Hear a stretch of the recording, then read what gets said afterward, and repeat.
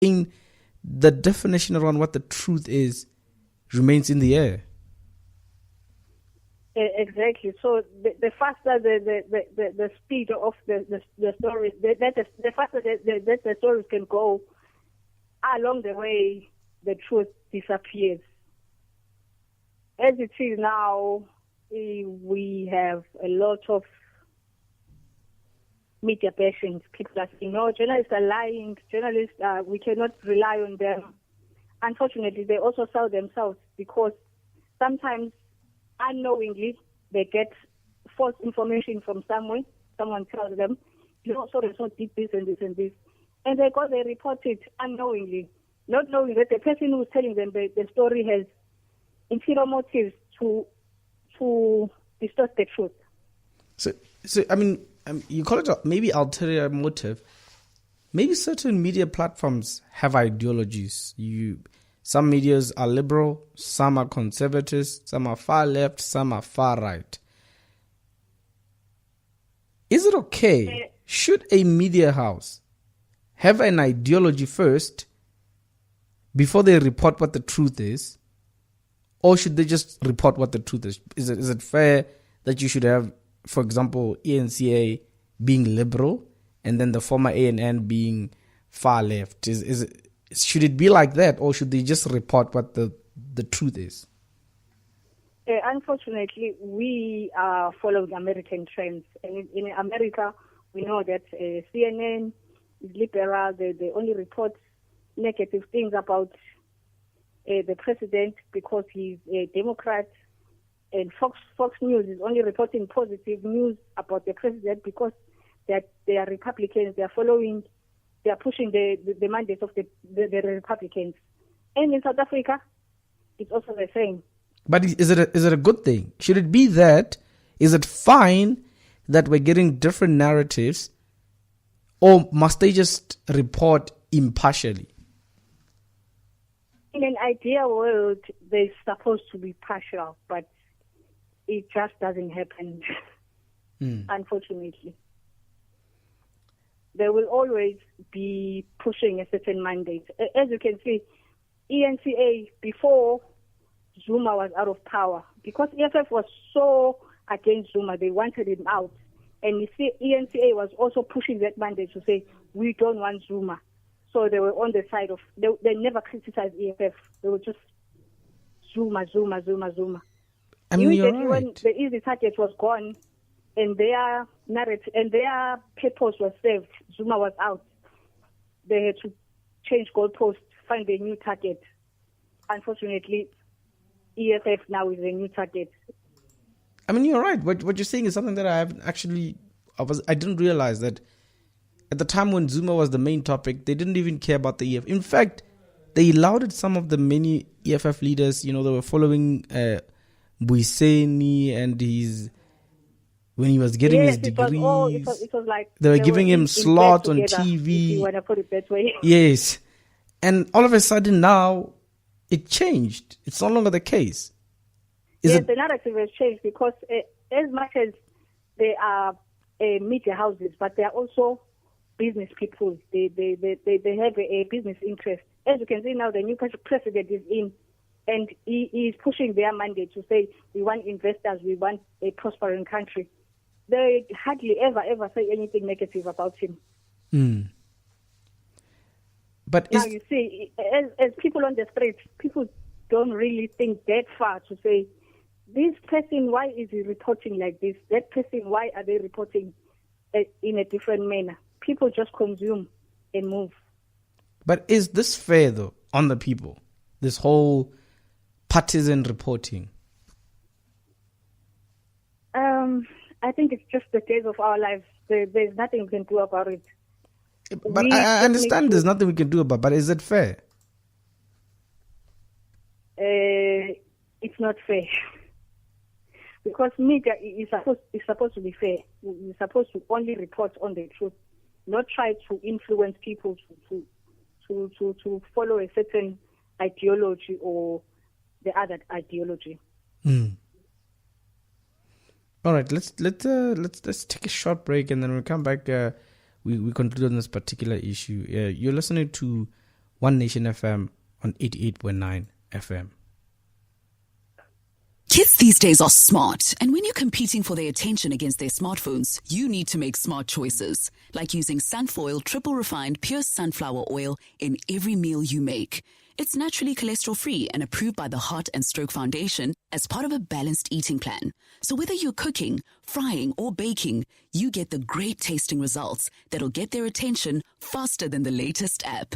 And if that doesn't work, change the Wi-Fi password. Sunfoil. Now we're cooking. Fofo, ardudishaneng mahua re a tsamaya. Awa monna, o re wa tsamaya with tires like that. Eish, I want to buy new tires, but they are expensive and the second-hand ones don't seem to last. Kingadi. Hey mon, did you say second-hand tires? Do you know how dangerous that could be? Haven't you heard of Tire Rack Download Zone Polokwane? They sell the best quality tire brands at affordable prices. Hey Munna, are you serious? Serious? Visit Tire Rack Download Zone 92 Del Street Polokwane. For all your fitting and wheel alignment needs, call them on 015-297-3000. Download. Be who you want to be, go where you want to go. It's your journey. One Nation FM on 88.9. All right, the time's just 23 minutes before 6 o'clock, and we are still with our new friend, and I'm enjoying the conversation. I enjoy new views, because then you get to understand more about what South Africans think it's happening around them. So, how much freedom do you think those media houses should have? Because I think they have a lot of freedom.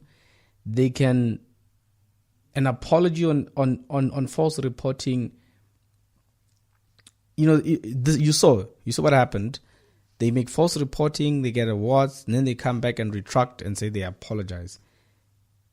Does this tarnish a whole image of the whole profession and media itself? Unfortunately, when the trust is broken, it's very hard to restore it. And the media houses, sometimes they play themselves by getting carried away with a story that is not true. And they come back later to return to say, no, we made a mistake, we apologize. But that reputation, it takes time to be restored, if it ever gets restored. And unfortunately, politics and politicians, it's a dirty game. And sometimes they give false information just to empower the opposition. So, do you think there's such a thing called media house capture? We would like to believe that it doesn't exist, but unfortunately it does. And we have seen it happening with the other newspaper. What is it? The Sunday newspaper, Sunday Times. Sunday Times, yes. We saw that journalists are being paid and giving false stories to report on them, and they reported on them. They even got awards to say, well done on that story. Only to find out later that, no, they're just being used by politicians to push a certain mandate. But at the end of the day, I'm still going to ask this question. How dangerous is this for the common man on the ground? The common man on the ground is always in the middle. They don't know what to believe. Whether to believe that the child who's being attacked, who's being accused of fake news, or to believe the other person on this side. It's very hard for the men on the streets, unfortunately. Just on this topic, on this particular topic, and in closing, where do you see the future of media reporting in this country next 10 years? As we lead up to the elections, things get dead, because our democracy is dependent on the media reporting unbiased. Unbiasedly, but it's tainted. And it affects people's views about things. If you're going to report fake news and people believe it, and maybe they say they were going to vote for this party, you have changed their if they vote for a different party. So it has far-reaching consequences. It's not just news. That's consequences. All right. Welekazi, thank you so much for joining us. Hopefully we get to talk to you more as time goes by with other issues as well. Okay, thank you, Isaac, and thank you to the listeners. All right. That's Welekazi Ndimeni chatting to us on media and the truth. I don't know. I see Facebook has a new tool right now to checking whether or not what you're reading is the truth. And I think people should rely more on that.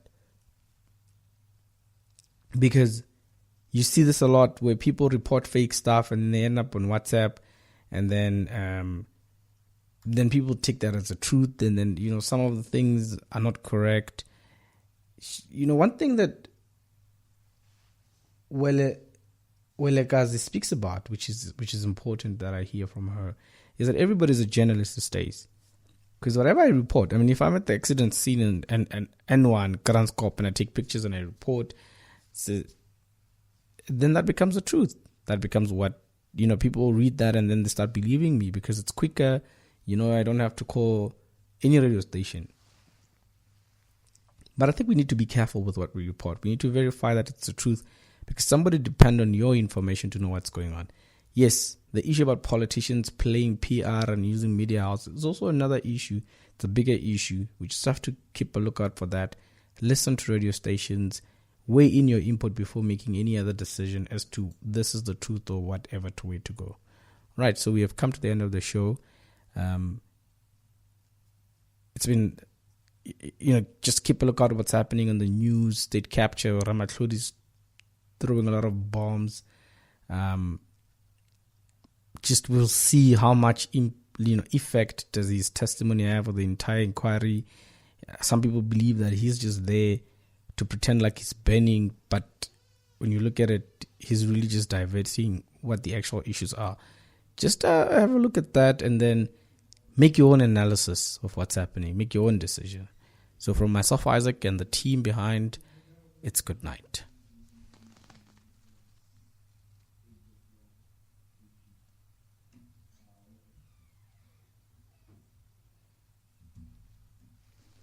Well, look no further. AMC Property Sales is the best deal in town. Whether you are selling, buying property, looking for property investment, or simply rental collection, AMC Property will definitely deliver. Call us on 014